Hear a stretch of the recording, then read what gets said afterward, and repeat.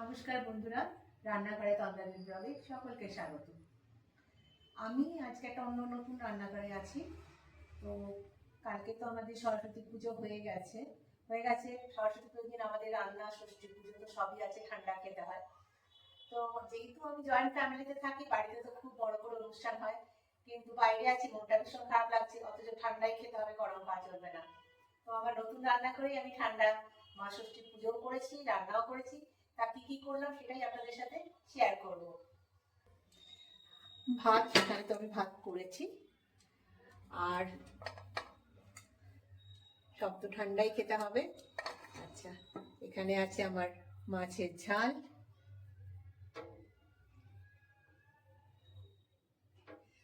আর এটা হচ্ছে মাছের টক।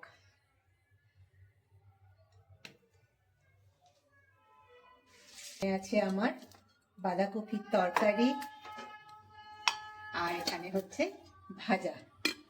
ভাজাগুলো সব একসাথেই রাখা আছে, তাই চাপা হয়ে গেছে। আর এটা হচ্ছে যেটা মেন, সেটা হচ্ছে গোটা সেদ্ধ। এটা হচ্ছে আমার গোটা সেদ্ধ।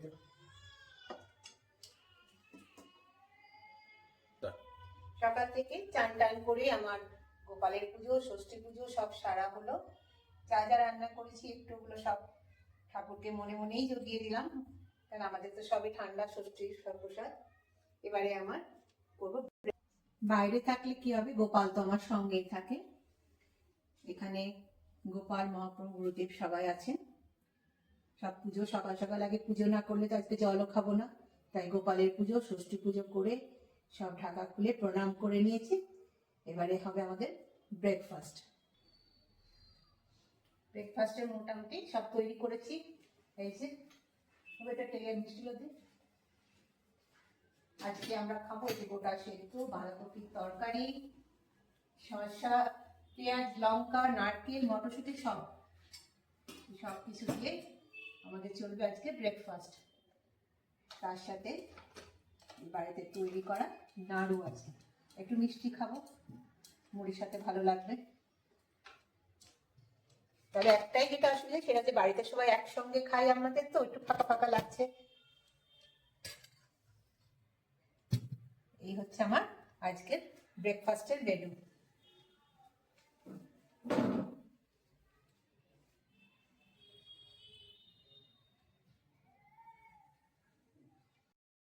এই আমাদের দুপুরে এবারে লাঞ্চ পর্ব, তাই একে একে গিয়ে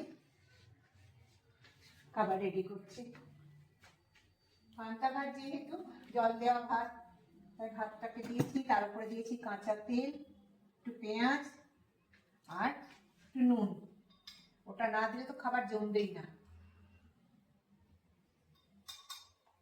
একটু ভাজা হয়েছে, আলু ভাজা, বেগুন ভাজা,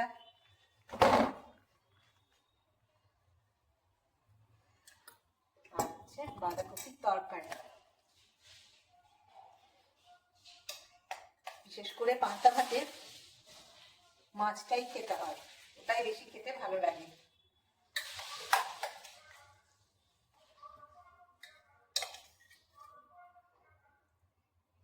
অন্য সময় ঠান্ডার পান্তা খেতে গিয়ে বাসি খেলে মনে হয় বাবা বাসি তরকারি, না খাবো না তা।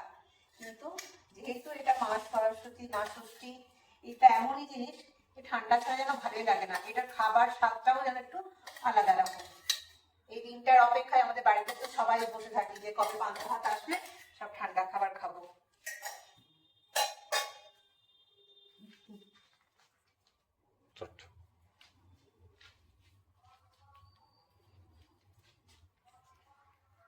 এবারে হচ্ছে মাছের ঝাল।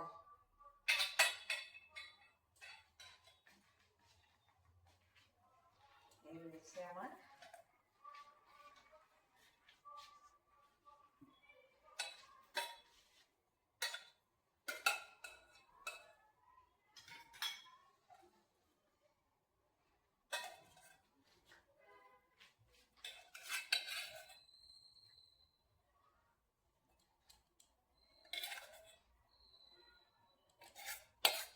পান্তা ভাতে নুন, লঙ্কা, তেল, কাঁচা তেল দিয়েই তো ভাতটা খাওয়া হয়ে যায়।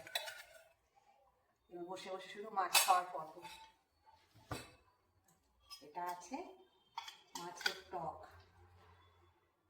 এটা এখন আপাতত এইভাবেই থাক, খাওয়া শেষ করুক, তারপরে আবার দেওয়া যাবে।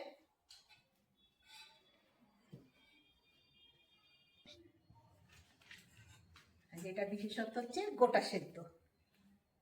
এই রইল আমাদের গোটা সেদ্ধ মানে ডাল। এই হচ্ছে আমার আজকে লাঞ্চের মেনু। তবে মাছের টকটার জন্য একটু দেখিয়ে দিই। এই যে এরকম সাইজে মাছের মাথা হয়েছে, এই যে জমিয়ে টক খাওয়া যাবে।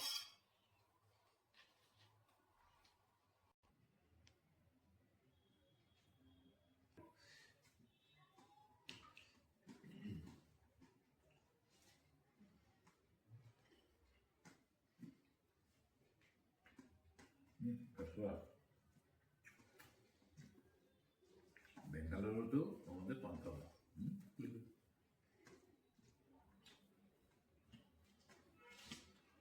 আপনাদের ফ্যাক্টরি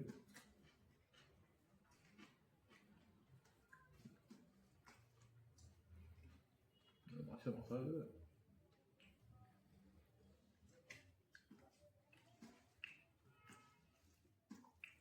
তেলটা দিয়ে পাতা, তেলটা দিয়ে পাতা খেয়ে কেমন লাগছে? দারুণ, খুব সুন্দর, টেস্টিও হয়েছে। জল ঢালা ভাত। আজকে রান্নাগুলো ঠান্ডা পান্তা ভাত দেখো অন্যদিন অন্যরকম লাগে, আজকে একটু ভালো লাগে। তবে এখানকার ওয়েদারটা তো ভালো না। এখানে এত ভালো মাছ পাওয়া যাবে, আমি নিজেই অবাক হচ্ছি। চাকা চাকা গোল্ডিং করার পরে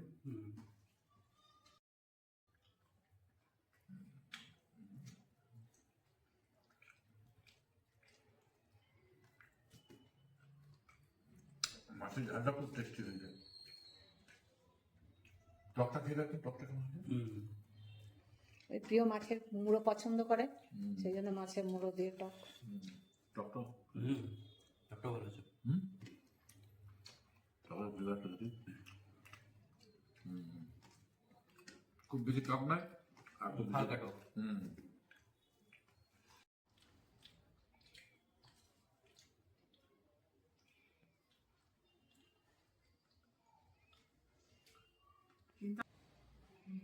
এলাম তাই প্লেটার খাওয়া হলো না, লোকে সেই গরম খেত, নাহলে দোকানে গিয়ে চিকেন খেয়ে নিত, যা চলে যায়।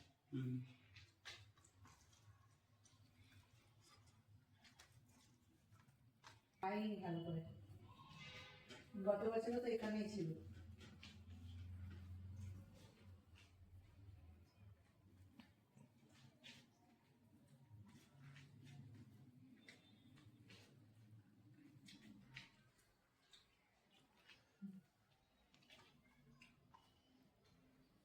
আমরা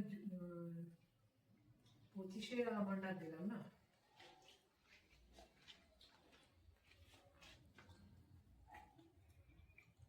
গতবারে তো বান্ধব তো খাসনি, খেয়েছিলি।